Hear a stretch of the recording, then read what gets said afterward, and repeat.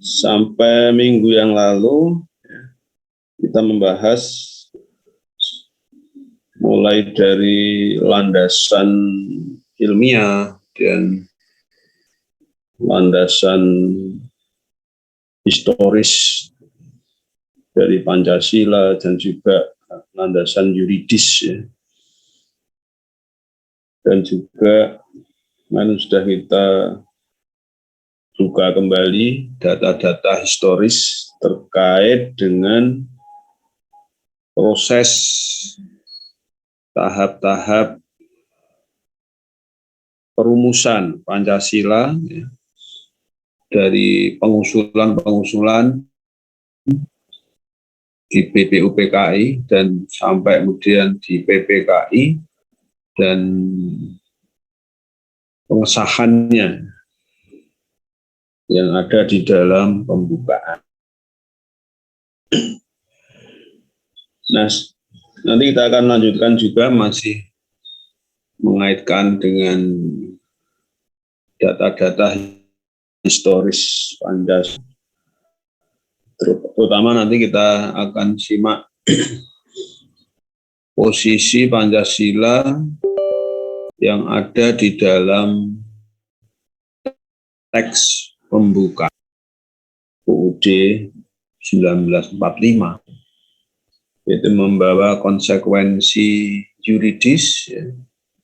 Jadi ada konsekuensi hukum ya, hukum ketatanegaraan Indonesia ya. Jadi dengan adanya teks Pancasila yang ada di dalam pembukaan UUD 45 di alinea keempat itu juga menjadi landasan juga bagi seluruh tertib hukum di Indonesia. Tapi sebelum kita bahas itu, ya, nanti kita akan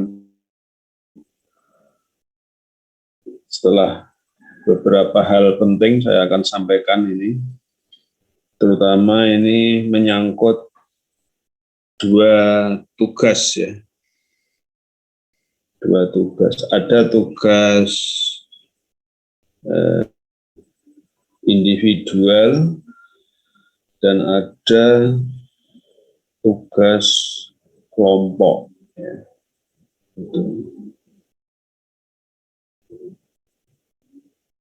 Untuk tugas kelompok, kelas ini jadinya 8 kelompok ya.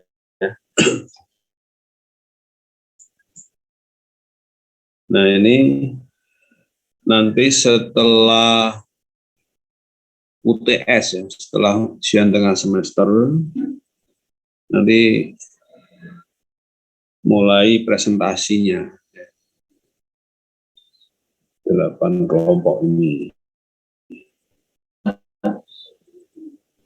Apa yang harus kalian siapkan ya, terkait dengan materi presentasi kelompok.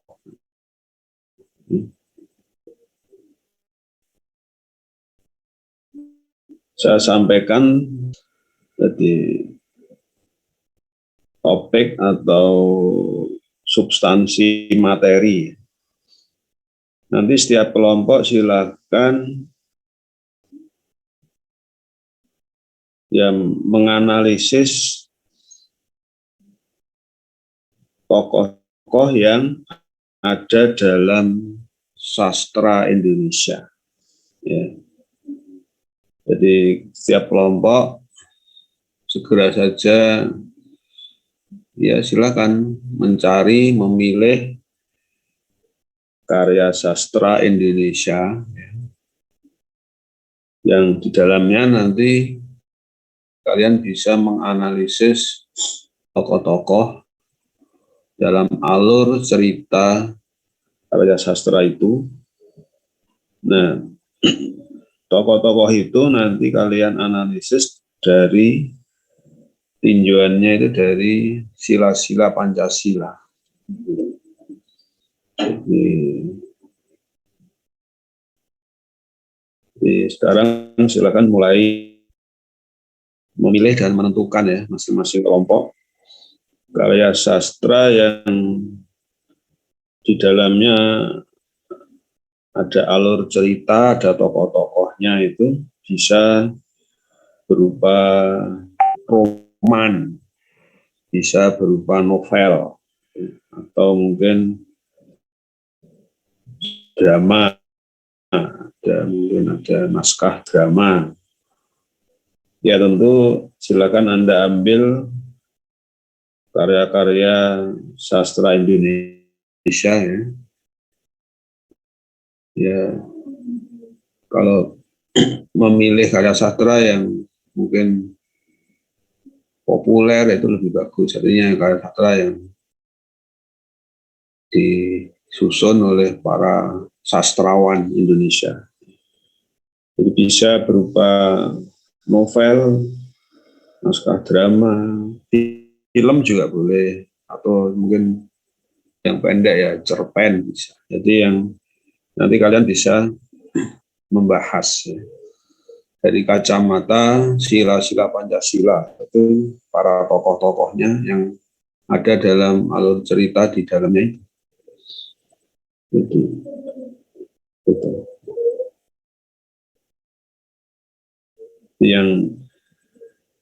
Yang penting itu kalian bisa menerapkan ya tinjauan dari sila-sila Pancasila terhadap sebuah karya sastra Indonesia pada tokoh-tokohnya itu. Yang nanti hasilnya bisa kalian temukan ya. Misalnya ada tokoh-tokoh yang baik ya, yang protagonis gitu.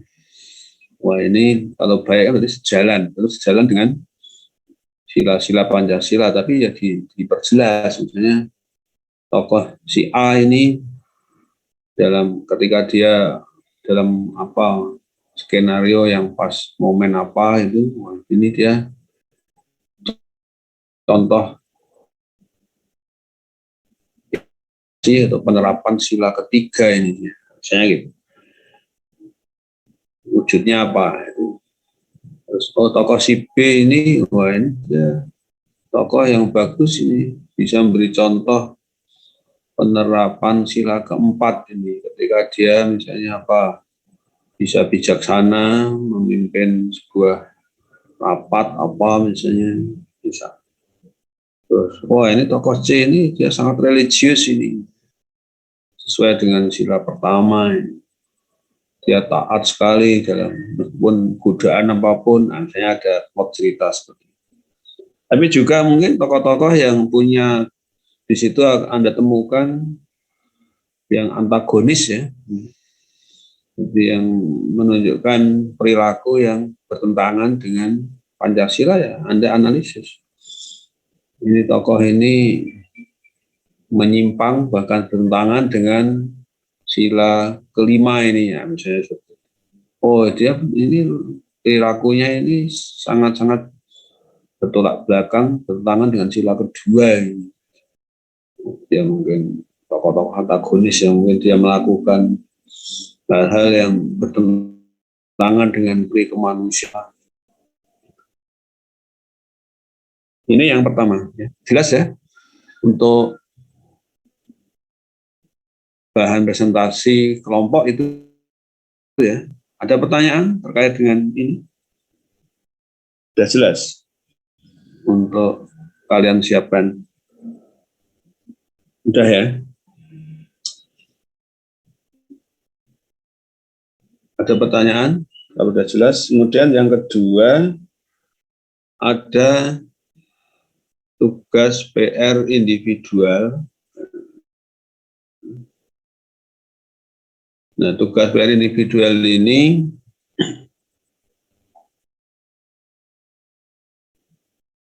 silakan nanti kalian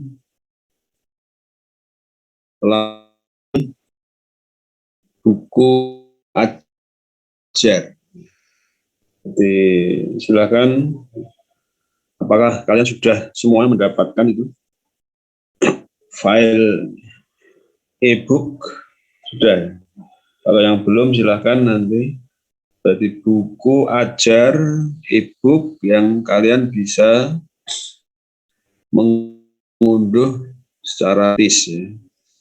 Free download itu buku ajar pendidikan Pancasila ya, yang diterbit tahun 12 ya.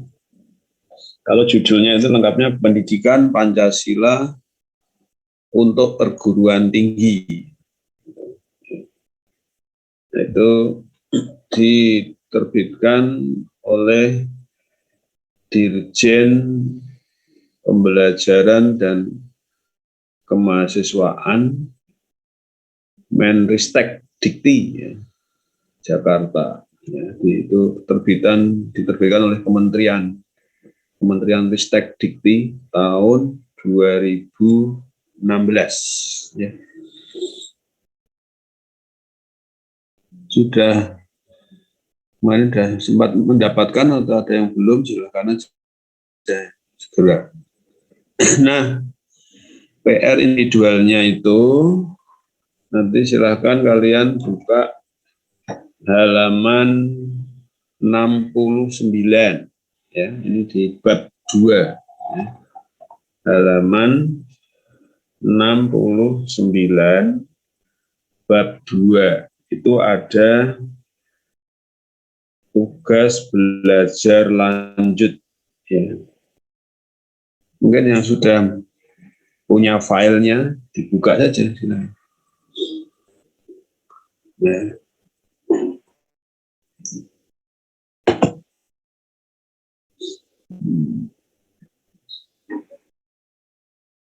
Nah, saya bacakan aja, nanti Anda buka sendiri ya. Di akhir bab 2 itu ada tugas untuk PR mahasiswa. 4 butir ya. Ya, ini terkait dengan, silakan Anda nanti mengumpulkan bahan ya, mungkin di berbagai media di pemberitaan. Karena ini yang pertama, kalian diminta untuk mendapatkan informasi dari berbagai sumber. Yang pertama tentang kelompok atau orang-orang yang punya sikap menolak Pancasila sebagai dasar negara. Silakan nanti sebutkan sumbernya dari mana, terus alasannya apa, gitu. Jadi sikap beberapa pihak, beberapa orang, ada kelompok yang menolak Pancasila sebagai dasar negara. Dan yang kedua, nah ini juga silakan nanti cari informasi tentang ya pihak-pihak contoh yang memang punya argumen tetap mempertahankan Pancasila sebagai dasar negara. Ya, silakan Anda bisa membrowsing ya.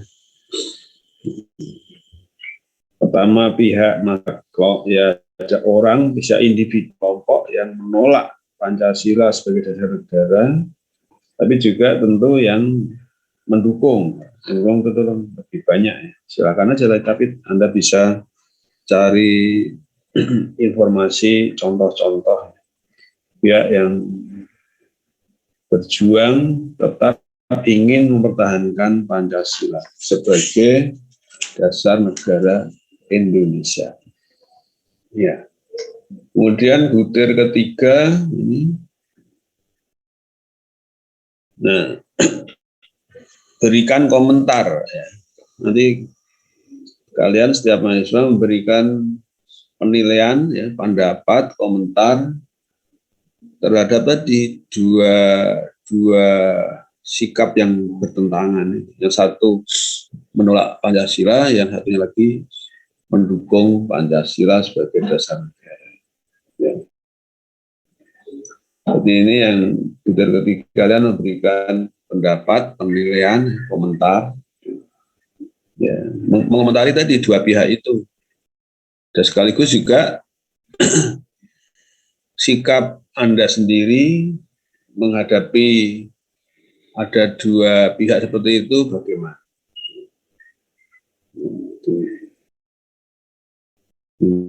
Pertama-tama kalian kumpulkan apa informasi ya.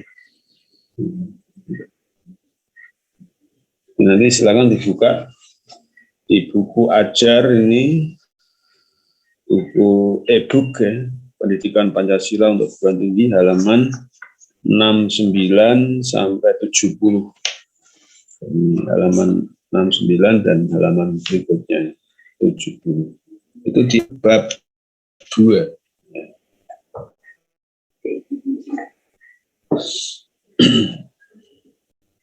Selebihnya nanti kalian baca sendiri. Itu.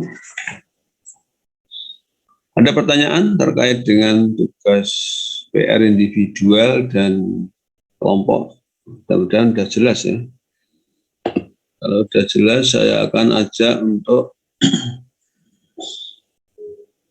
membahas materi berikut ini. Sebentar akan saya buka file untuk saya share screen dulu. Sebentar.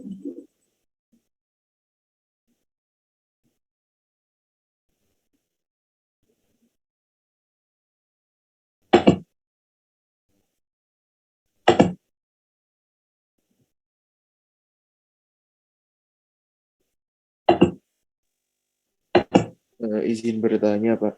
Oh, silakan sambil. Untuk tugasnya tadi, deadline-nya sampai kapan sih, Pak?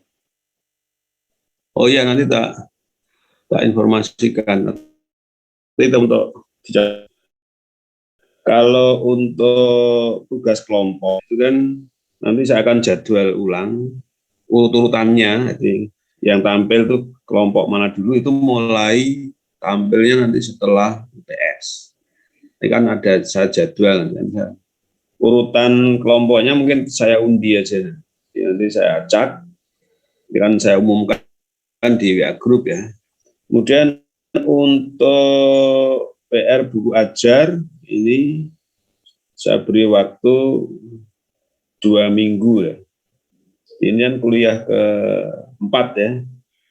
Nanti menjelang atau sebelum kuliah ke-6 nanti itu untuk tugas individunya. Itu ya. Ini, Pak. Baik. Nanti untuk dikumpulkannya di mana sih, Pak? Baik. Tolong salah satu kalian bisa bantu. Terima kasih, nanti di Google Drive boleh. Nanti ini Mas Raffi. Iya, Pak. Untuk nuhun, dibantu ya Mas, untuk nanti teman-teman dikasih ya Google Drive yang mungkin yang gampang ya. Biar nanti sekitar kalau 2 minggu ya, nanti sampai ke depan itu ya. Di kuliah ini kan Selasa, jadi nanti sampai Senin itu, Senin menjelang kuliah ke-6 ya. Ini sudah bulan April nanti. Tenun ya. Ada lagi? Terima kasih, Pak. Terima kasih, sama-sama. Saya akan tampilkan file dulu ya. Mau nanya lagi, Pak. Oh, silakan. Untuk tugasnya ini ketika ditulis tangan, Pak? Kalau itu bebas saja lah. Mau ketik boleh, tulis tangan boleh. Makasih, Ya, Pak. secukupnya aja. Pokoknya itu nanti dibuka aja itu. Jadi yang dari buku ajar e-book itu tadi halaman 69 dan 70. Ada lagi?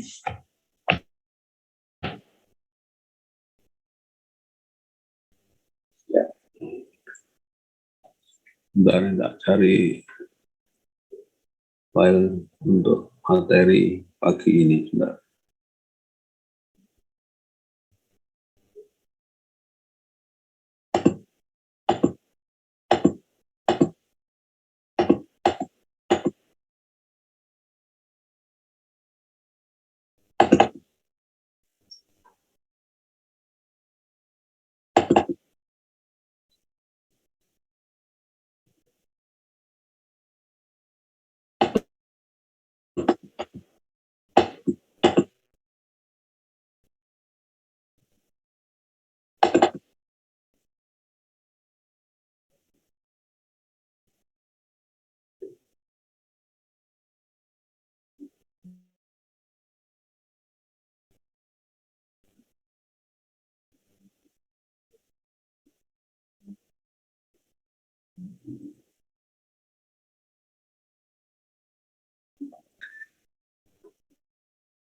Kita akan bahas ya kedudukan Pancasila yang teks yang formal legal itu ada di dalam teks pembukaan UUD 45. Nah, dari situ kita akan nanti menyoroti lalu posisi Pancasila itu di mana yang kita akan bahas.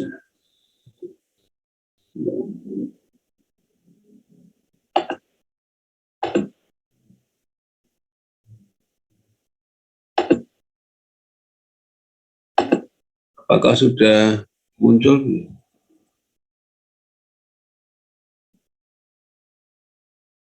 Sudah lihat? Nah, di sini ada dua teks penting ya.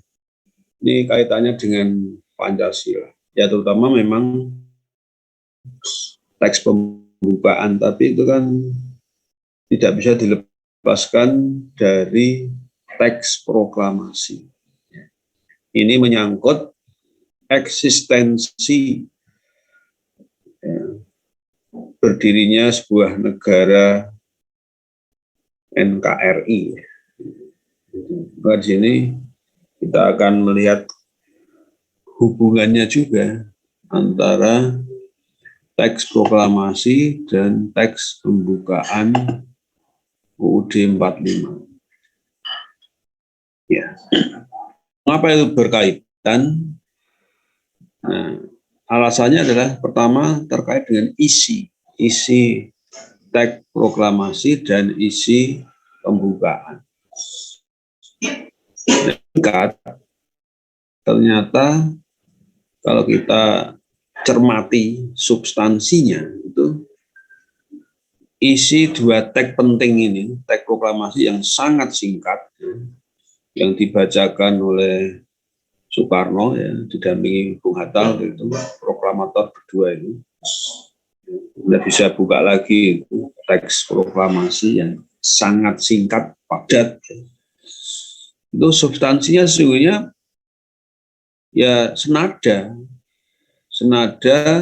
sejajar dengan isi teks pembukaan. Karena apa? Dua butir pokok itu sama.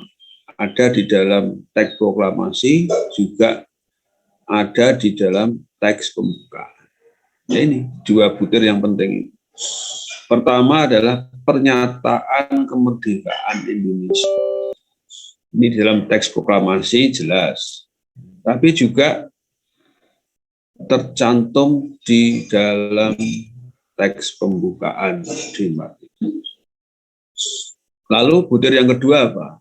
Yakni ini tentang ketentuan penyelenggaraan negara Indonesia yang merdeka. Jadi tentang operasionalnya ini, penyelenggaraan negara ke depan. Nah ini juga senada dan sejajar di dalam teks proklamasi ya, ada jelas ya. Kemudian di dalam teks pembukaan diatur juga. Kita bisa cek ya. Silakan Anda bandingkan atau baca teks aslinya lengkap. Nah, kita bandingkan dengan pembukaan. Tadi teks proklamasi kan pertama ada pernyataan kemerdekaan. Nah, di sini di pembukaan itu juga tepatnya ada alinea ketiga ini. Pada alinea ketiga.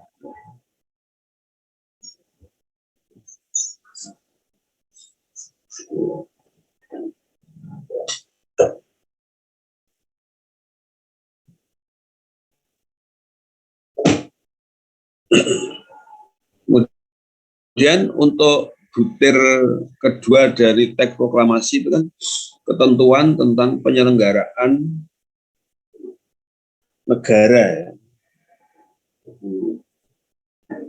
Tentang penyelenggaraan negara. Nah, ini juga diatur dan tercantum di dalam pembukaan juga. Yakni ada di alinea keempat. Nah, ini alinea keempat ini, ya.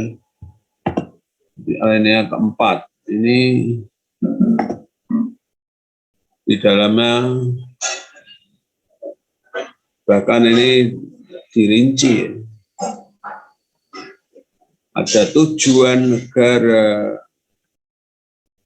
di bentuknya negara Indonesia itu punya tujuan, baik yang arahnya itu nasional, juga ada yang arah tujuannya itu dalam konteks internasional.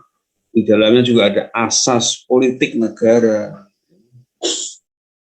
yang harus dijalankan, yakni republik dan berkedaulatan rakyat, atau itu disebut juga negara demokrasi. Nah, ini ada asas keruhanian negara, itulah Pancasila.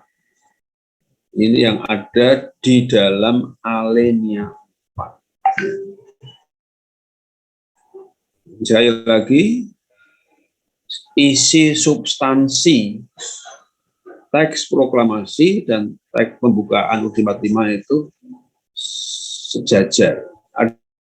Ada dua butir pokok itu. Tapi bedanya, ada bedanya.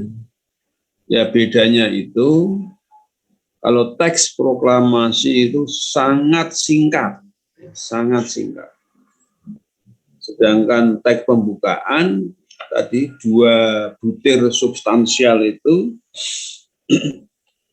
lebih terperinci. Tapi ya tetap fundamental mendasar, tapi lebih terperinci.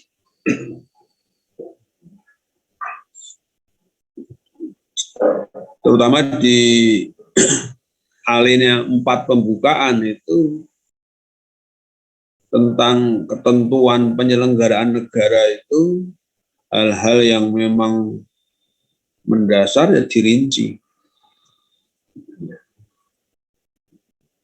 Kalau teks proklamasi kan ya memang waktu itu kalau Anda buka kembali bagaimana proses proklamasi 17 Agustus 45 terkait dengan teksnya itu kan disusun oleh Soekarno mendadak atau itu, yang semula ditulis tangan itu, terus kemudian buru-buru disalin, diketik, ya dulu ketiknya ketik manual itu. Jadi ada yang tulis tangan, ada yang diketik dengan mesin ketik kuno. Itu dibuat ya, pagi menjelang dibacakan proklamasi, bahkan ya sejak dini hari itu, sehingga ditulis tangan oleh Soekarno dan diperintahkan untuk diketik, dan isinya memang singkat padat, singkat dan padat.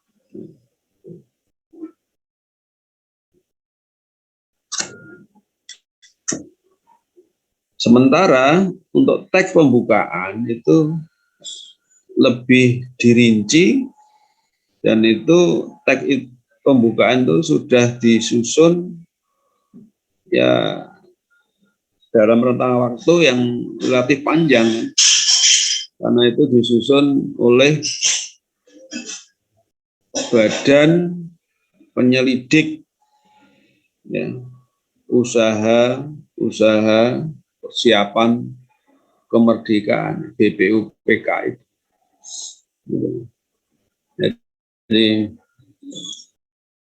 teks pembukaan makanya susunannya itu ya ringkas juga, tapi cukup rinci, hal-hal yang mendasar aja itu tercakup. Hal yang mendasar yang itu menjadi pijakan ya, penyelenggaraan negara Indonesia itu tercantum di dalam teks pembukaan.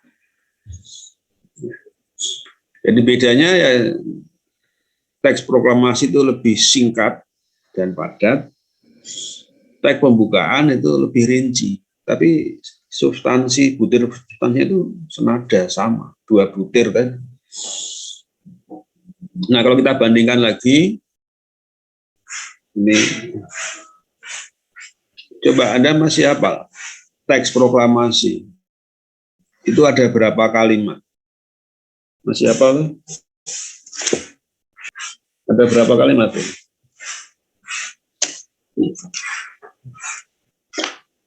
Coba dibuka teks proklamasi.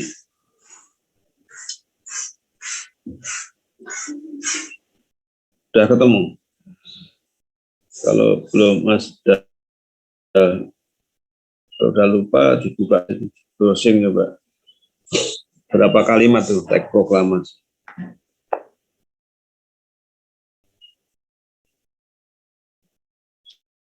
Satu kalimat, dua kalimat, Pak.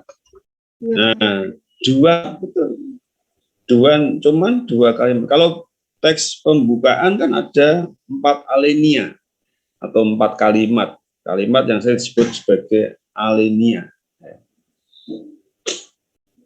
Nah itu bisa kalian bandingkan. Bandingannya begini, untuk teks proklamasi, kalimat pertama itu kan sangat singkat. Proklamasi. Kami bangsa Indonesia dengan ini menyatakan kemerdekaan Indonesia. Satu kalimat. Jadi tekanannya adalah pada pernyataan kemerdekaan Indonesia. Coba kita bandingkan, coba kita buka di teks pembukaan. Itu ada di alinea berapa tadi? 3 tuh. Nah, lalu alinea 1, alinea 2 itu arahnya kemana? Alinea 1 pembukaan, alinea kedua pembukaan. Nah, ini kalau kita bandingkan, di dalam teks pembukaan UUD 45, alinea 1, alinea 2, alinea 3, itu mestinya satu paket utuh itu setara, sejajar dengan kalimat pertama proklamasi itu. Atau dibalik, kalimat pertama teks proklamasi itu sejajar dengan 3 alinea pertama pembukaan UUD 45. Jadi di proklamasi itu cuma 1 kalimat, dirinci menjadi 3 kalimat atau 3 alinea di dalam teks pembukaan UUD 45. Coba Anda renungkan.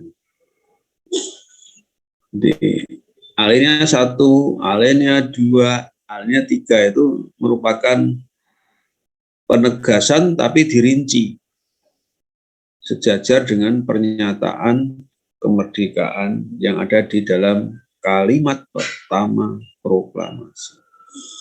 Karena apa? Karena alinea pertama dan alinea kedua itu merupakan ya prolog atau argumen-argumen ya yang menjadikan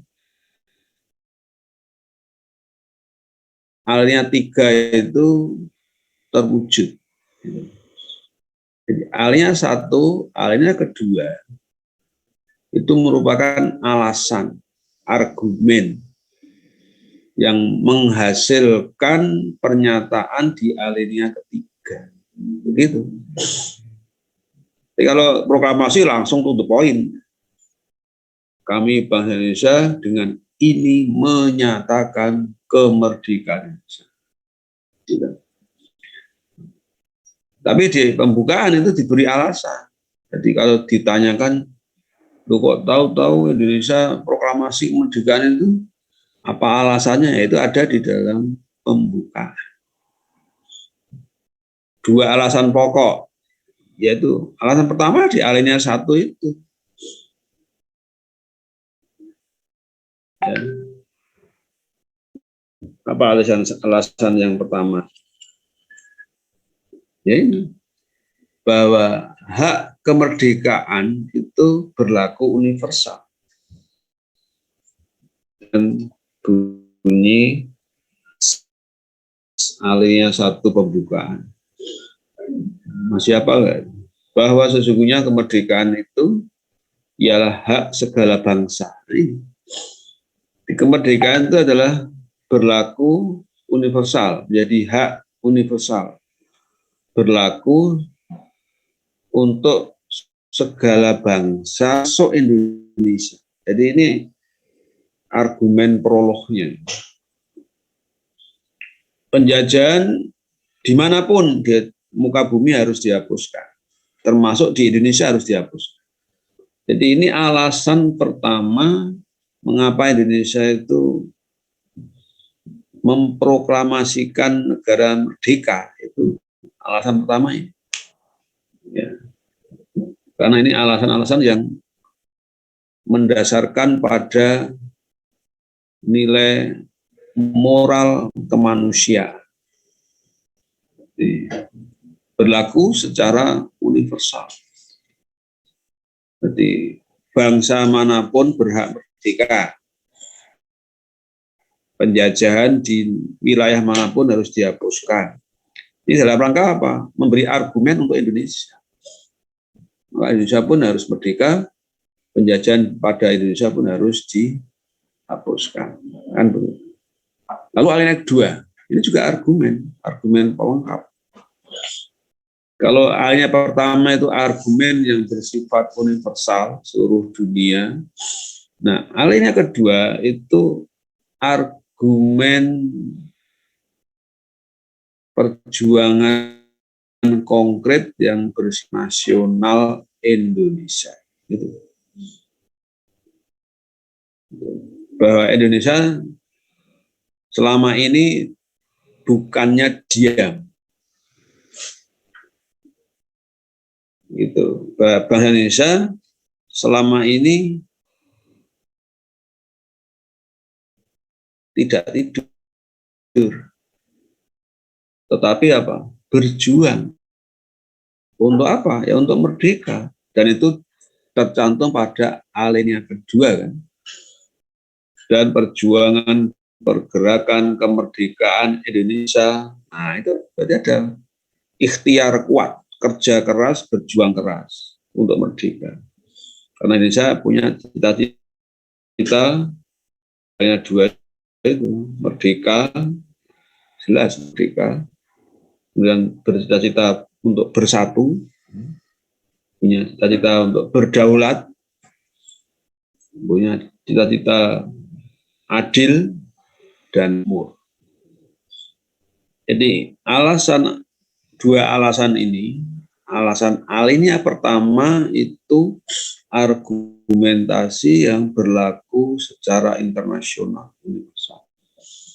Sedangkan alinea kedua itu argumen alasan yang itu untuk membuktikan wujud perjuangan keras nasional Indonesia. Nah, dari 2 alinea itulah maka argumen itu sangat kuat untuk diwujudkan dalam alinea 3. Maka alinea 3 tekanannya langsung seperti tadi kalimat pertama proklamasi,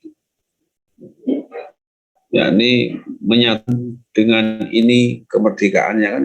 Tapi juga hal yang penting dan tambahan di samping nilai tadi kan etika ya secara universal dan juga usaha keras, perjuangan keras nasional bangsa Indonesia, ditambahi ada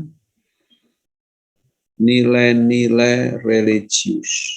Maka di alinea ketiga, kalimatnya diawali dengan atas berkat rahmat Allah. Ini faktor dan peran ya Tuhan yang Maha Kuasa itu sebagai umat Indonesia yang mayoritas beragama religius itu tetap muncul, dan dengan didorongkan oleh keinginan luhur dan seterusnya ya, bangsa yang bebas, nah, maka rakyat Indonesia menyatakan dengan ini kemerdekaan.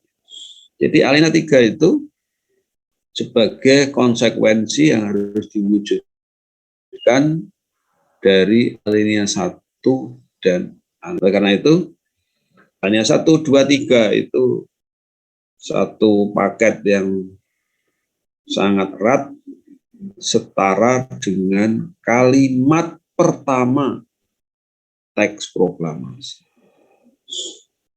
Lalu untuk kalimat yang kedua dari proklamasi, nah itu sejajar setara dengan alinea 4, dengan alinea 4 teks pembukaan. Coba Anda baca ulang kalimat kedua proklamasi. Hal-hal yang mengenai pemindahan kekuasaan, ada DLL ya, dan lain-lain. Jadi ini mengenai pemindahan kekuasaan. Kok pemindahan kekuasaan ini? Karena dengan tadi pernyataan merdeka itu berarti yang memegang pemerintahan bukan lagi penjajah, tapi langsung diambil alih oleh bangsa Indonesia sendiri. Maka kalimat kedua proklamasi itu menekankan bagaimana proses pemindahan kekuasaan. Mengapa dan lain-lain? Nah, ini sesungguhnya untuk diringkas ya, agar lebih ringkas. Kalau disebutkan nanti mau proklamasi nanti malah bisa-bisa batal hanya menyusun rumus yang. Maka di sini disingkat. Jadi ini waktu itu saya kira Soekarno dan Hatta ini menyusun teks itu yang seringkas mungkin. Ya. Yang seringkas mungkin. Maka di sini disebutkan hal-hal yang mengenai pemindahan kekuasaan dan lain-lain dengan cara saksama dan dalam tempo yang sesingkat-singkatnya. Ini adalah persoalan apa? Persoalan ketentuan penyelenggaraan negara setelah proklamasi. Ya. Karena buat memang agar cepat dan segera dibacakan, maka tadi dan lain-lain harus dijabarkan. Nah, di mana? Nah, itulah kita temukan penjabaran dan lain-lain itu ada di dalam teks pembukaan di alinea 4. Gitu, di alinea 4. Ya. Nah, buka saja itu alinea 4 itu hal-hal pokok itu ada semuanya. Mulai dari tujuan negara, ada berapa itu? Atau saya disebut dengan tujuan nasional. Ada 3 ya. Di alinea 4 pembukaan itu adalah tentang, termasuk dalamnya tentang pemindahan kekuasaan. Maka alinea keempat di pembukaan itu mulai dari tujuan negara, tujuan nasional, ya, yang memang arahnya itu ke dalam negeri itu ada 2 butir ya, yakni melindungi segenap bangsa Indonesia dan seluruh tumpah darah Indonesia. Itu perlindungan segenap manusianya dan wilayahnya. Dan yang kedua, mencerdaskan kehidupan bangsa di pendidikan. Itu arahnya internal bangsa ya, secara nasional. Tapi yang ketiga, ini yang internasional dan ikut melaksanakan ketertiban dunia. Ini peran Indonesia di tingkat internasional masuk di dalam pembukaan. Ya, jadi ikut melaksanakan ketertiban dunia. Jadi kita sejak awal didirikan negara Indonesia itu punya tujuan bagaimana agar dunia ini kehidupannya tertib. Tertib itu di dalamnya termasuk adalah damai. Ya. Karena ini berdasarkan kemerdekaan, perdamaian abadi, keadilan sosial. Jadi tertib dunia itu ya merdeka, semua bangsa merdeka, kemudian perdamaian semua bangsa, dan ada keadilan sosial. Ini yang skalanya internasional.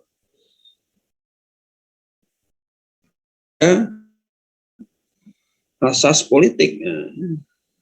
Maka kalau kita baca alinea 4 itu, tadi 3 butir tujuan negara kita disambung dengan maka disusunlah kemerdekaan kebangsaan Indonesia dalam suatu undang-undang dasar negara. Nah, ini pentingnya konstitusi di sini yang terbentuk dalam suatu susunan negara republik. Nah, negara Indonesia itu sejak awal dirumuskan adalah negara republik.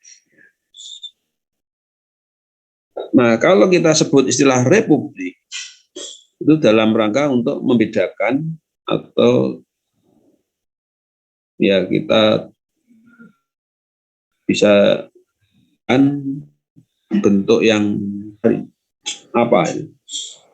Jadi republik itu ya bahkan bertentangan ya dengan kerajaan.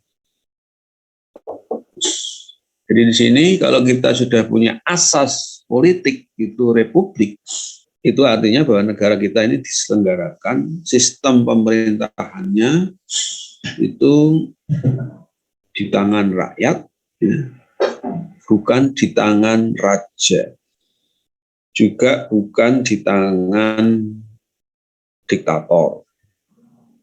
Ya, jadi Indonesia adalah republik. Ditambah lagi susunan negara Republik Indonesia yang berkedaulatan. Jadi ini asas demokrasinya di sini. Ya, republik dan berkedaulatan rakyat. Sehingga menolak model monarki kerajaan itu tolak. Kalau ada sistem lain apa misalnya oligarki ya ditolak. Ada bentuk lain misalnya apalagi teokrasi ya ditolak.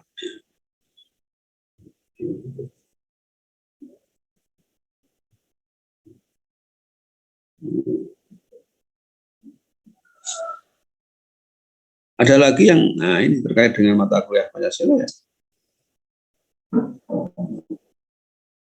Asas kepanian negara.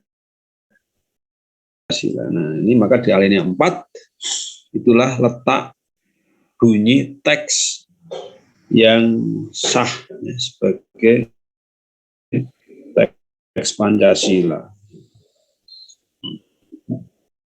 Sehingga kalau kita mengikrarkan membaca teks Pancasila ya harus diambil di sini. Ya. Nih, ada pertanyaan terkait dengan ini? Mudah-mudahan jelas. Ya. Kalau nanti ada pertanyaan seperti ini, kalian bisa menganalisis dan menjelaskan. Jadi, di mana hubungan antara proklamasi dan pembukaan tadi?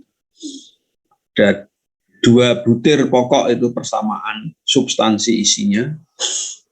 Ya kalau perbedaannya ya pertama itu tadi proklamasi teksnya itu sangat singkat, dua kalimat pendek, sedangkan pembukaan itu disusun dalam 4 alinea yang lebih rinci lah dibanding proklamasi. Itu perbedaannya. Juga ada perbedaan lain, apa? Perbedaan lain antara teks proklamasi dengan teks pembukaan. Tambahkan saja, apa perbedaan? Ya tentang konsekuensi berlakunya bagi negara Indonesia. Kalau proklamasi itu ya dinyatakan atau dideklarasikan, diproklamirkan oleh 2 tokoh proklamator. Yang tanda tangan ini kan cuma berdua, dalam teks proklamasi kan cuma Soekarno-Hatta. Tapi jangan lupa itu di atas nama Soekarno-Hatta ada kata-kata atas nama bangsa Indonesia. Atas nama bangsa Soekarno-Hatta. Tapi kalau teks pembukaan yang tanda tangan siapa?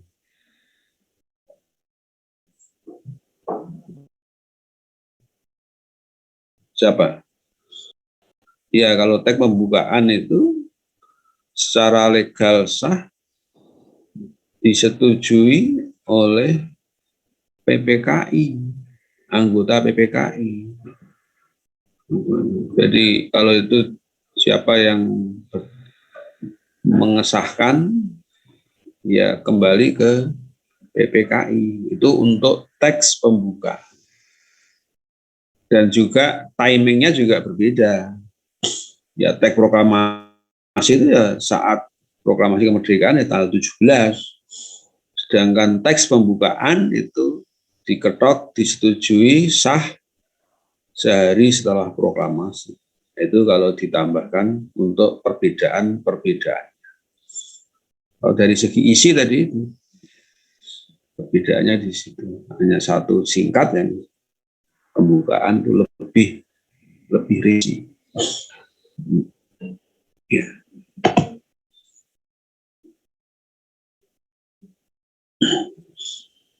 Nah inilah perbandingannya.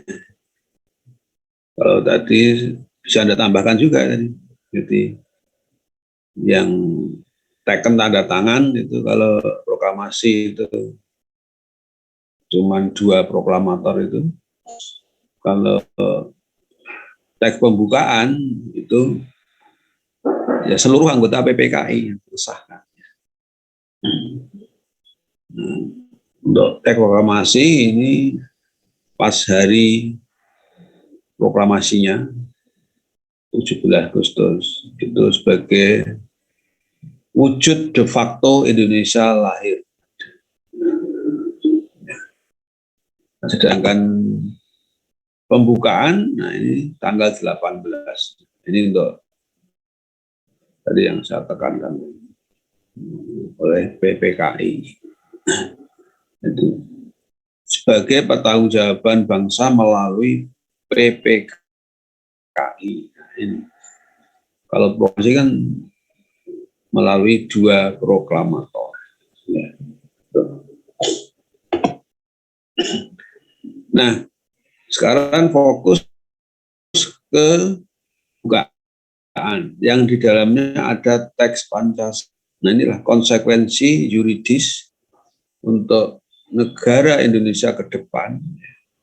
Karena Pancasila itu tercantum di dalam teks pembukaan yang saat ini tetap legal, sah. Ya.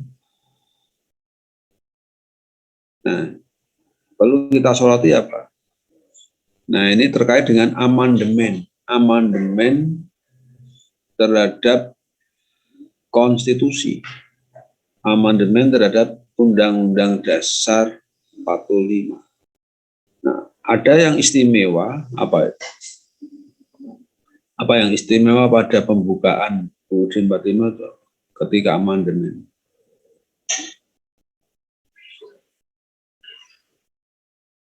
Yang istimewa adalah teks pembukaan UUD 45 itu tidak mengalami perubahan. Dan itu dinyatakan juga dengan tegas oleh MPR. Di seluruh anggota MPR itu dengan tegas sepakat. Pembukaan Undang-Undang Dasar 45 tidak bisa diamandemen dan MPR memang tidak mau dan tidak ingin merubah karena memang tidak bisa dirubah. Nah, apa argumennya? Nah, ini argumennya ini. Jadi kalau ketika amandemen itu yang dirubah itu hanya batang tubuhnya, ya. Pasal-pasal ayat. Ya. Kita sudah menyaksikan hasil dari Undang-Undang Dasar kita 4 tahap, ya. Dalam 4 kali rapat tahunan MPR, ya. 4 kali itu berturut-turut. Buka lagi sejarah. Amandemen ada 4 tahap, mulai dari tahun 1999. Tahap pertama, melalui rapat tahunan MPR. Kemudian amandemen tahap kedua, ya tahun berikutnya, rapat tahun 2000. Dan yang ketiga 2001, keempat 2002, itu berturut-turut. Tapi kan istimewa, tidak mengalami perubahan satu huruf pun. Nah, kalau kita ingin menelusuri, menemukan jawabannya, mengapa pembukaan MPR menyatakan tiba? Nah, di sini argumennya di sini. Ini secara kajian-kajian ilmiah, ketatanegaraan, sara negara, dan juga kajian-kajian yang lebih mendalam secara filosofis, membuktikan bahwa pembukaan itu istimewa, karena punya kedudukan yang istimewa. Apa kedudukan pembukaannya di sini? Silakan Anda bisa simak. Ada dua pembukaan, ada dua kedudukan pokok. Pertama, pembukaan UUD 45 berkedudukan sebagai staatsfundamental norm dalam bahasa Belanda. Ini tinjauan hukum tata negara yang mendalam. Staatsfundamental norm, kalau diterjemahkan itu pokok kaidah negara yang fundamental. Norma negara yang fundamental, pokok kaidah negara yang fundamental. Ya. Mengapa kok punya kedudukan seperti ini yang fundamental? Ya karena beberapa hal. Pertama, terjadinya atau pengesahan teks pembukaan itu disahkan, ditentukan oleh PPKI sebagai pembentuk negara. Kita sebut dengan istilah founding fathers, pembentuk negara ini, founding fathers. Dan kejadian ini nggak bisa diulang.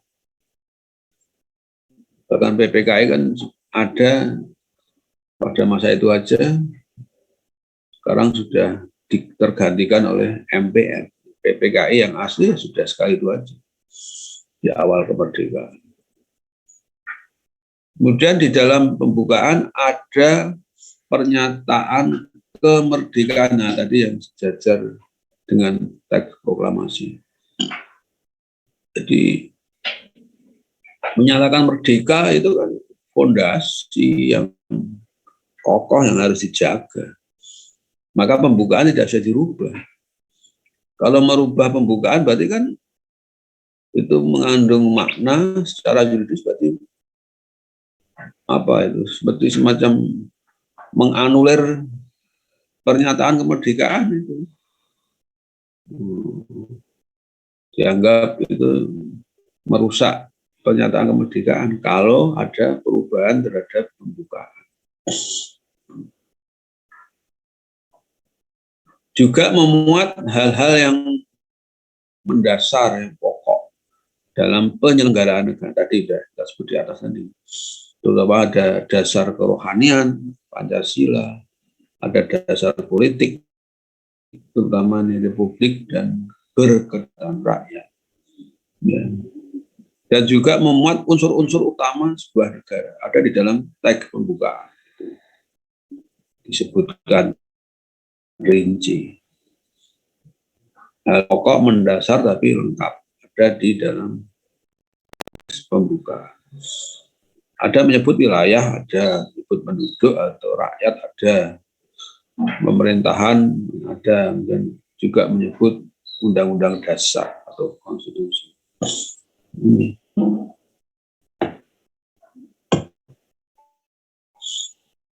Kedudukan yang istimewa dari pembukaan. Ini yang pertama adalah sebagai stat fundamental norm atau pokok kaidah negara yang fundamental. Nah, lalu kedudukan yang istimewa yang kedua apa dari pembukaan? Ya, ini pembukaan itu sebagai dasar tertib hukum Indonesia. Jadi mendasari tertib hukum. Tertib hukum itu apa? Ya, sebagai negara hukum yang harus ditegakkan, ya perlu ada ketetapan hukum, yakni kejelasan mana itu pemerintah yang berwenang, mana itu wilayah yang itu menjadi kedaulatan negara Indonesia, dan durasi waktu berlakunya semua perundang-undangan.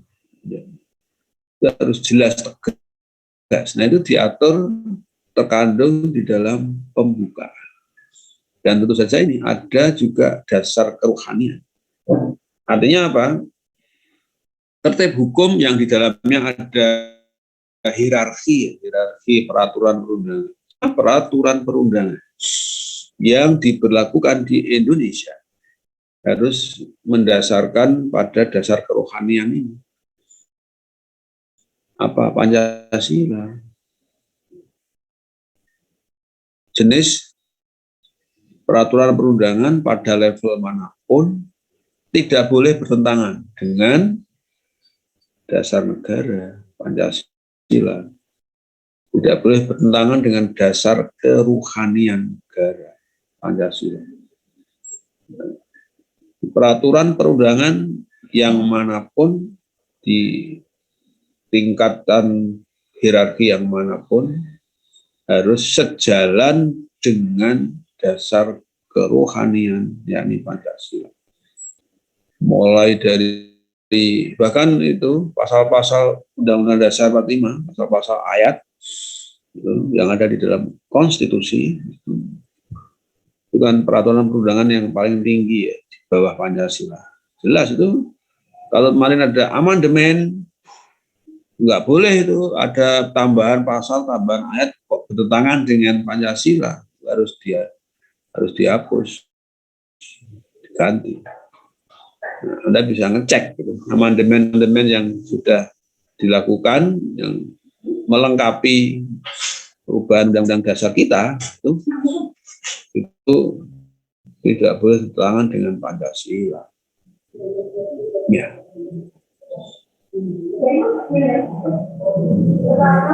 TAP MPR, undang-undang, apa keputusan presiden, sampai di daerah pun ada peraturan perda, perda provinsi, perda kabupaten. Semua hierarki itu tidak boleh bertentangan dengan pembukaan, di dalamnya ada Pancasila. Jadi tidak boleh bertentangan dengan Pancasila. Ini kedudukan istimewa yang kedua dari pembukaan UUD 45. Ini ada konsekuensi tertib hukum, punya konsekuensi penegakan sebagai hukum. Itu pijakannya ya pembukaan. Maka pembukaan tidak bisa dirubah. Nah, dari segi tadi substansi yang sangat filosofis, yang penting bagi kelangsungan negara itu ya kalau pengandaian terbalik, bagaimana kalau pembukaan itu dirubah? Nah itu analisis logisnya, kalau perubahan dilakukan terhadap pembukaan itu berarti merubah fondasi negara Indonesia. Kalau fondasinya kok dirubah, apa yang terjadi dengan bangunannya? Ya akan roboh. Itu argumen yang kuat. Pembukaan tidak bisa dirubah. Karena pembukaan punya kedudukan istimewa. Pertama sebagai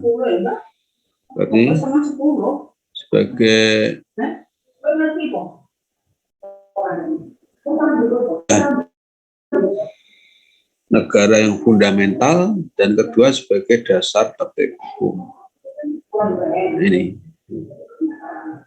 Jadi ini dua kedudukan istimewa inilah konsekuensi logis dan ini eksistensial. Ya. Pembukaan, teks pembukaan, sampai kapanpun kalau negara Indonesia eksis tidak bisa dirubah pembukaan. Bahkan seandainya ya MPR itu berkehendak mau merubah pembukaan, nah itu berarti merusak atau merobohkan negara sendiri.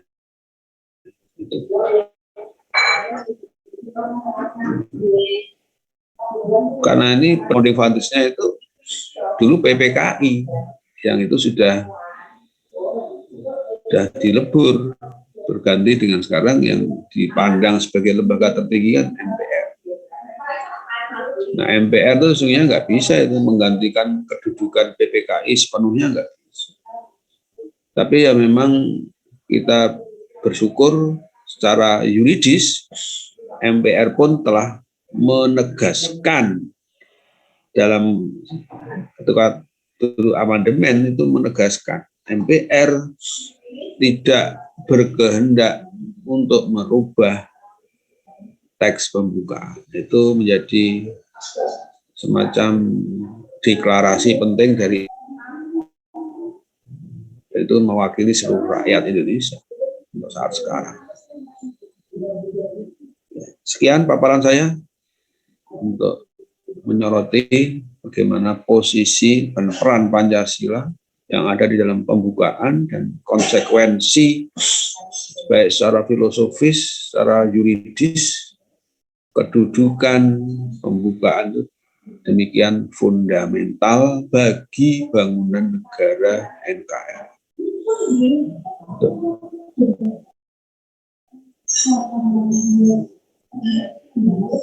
Bisa dipahami ya. Sekian. Kalau ada pertanyaan, masukan silakan. Tapi paparan sudah saya coba sekian. Ya.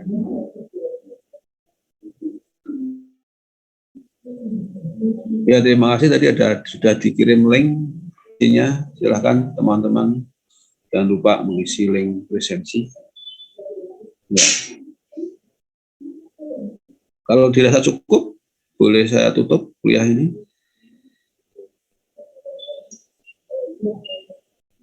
Dan saya ucapkan tadi ada 2 tugas. Selamat untuk mempersiapkan, baik itu untuk PR individual dan juga untuk tugas kelompok presentasi. Ya, nanti akan saya jadwalkan. Sebelum saya tutup, hanya konfirmasi untuk kelompok sudah terdaftar itu ya, ada lengkap ya. Tidak ada yang terlewat ya, anggota mahasiswa. Ada di WA Group sudah lengkap ya. Nanti akan saya acak aja nanti untuk jadwal urutannya. Setelah UTS nanti ya, tampil. Tadi silakan dipersiapkan setiap kelompok untuk menyusun materi presentasi. Ya. Gimana, cukup? Akhiri ya kalau gitu. Terima kasih atas perhatiannya. Kalau gitu saya cukupkan sekian. Akhir kalam. Assalamualaikum warahmatullahi wabarakatuh. Terima kasih atensinya. Salam Terima kasih, semuanya. Pak. Selamat pagi, Pak. Tetap sehat semuanya. Selamat pagi semuanya. Oke, terima kasih. Sama-sama.